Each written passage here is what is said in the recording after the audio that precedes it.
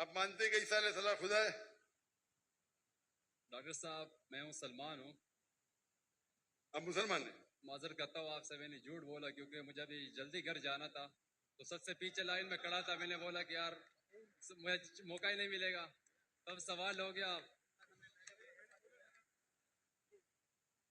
تو اگر آپ مسلمان ہیں تو آپ نے بہت بڑا گناہ کیا. اگر سوری، سوال استغفر پوچھنے کے اللہ. لیے آپ نے کہا کہ میں عیسائی ہوں، یہ بہت بڑا گناہ ہے. میں توبہ کرتا ہوں اللہ سے، اللہ مجھے کلمہ معاف پڑھیں کر. گے؟ جی، لا کلمہ الہ پڑھو اب اسے. لا الہ الا اللہ محمد رسول اللہ.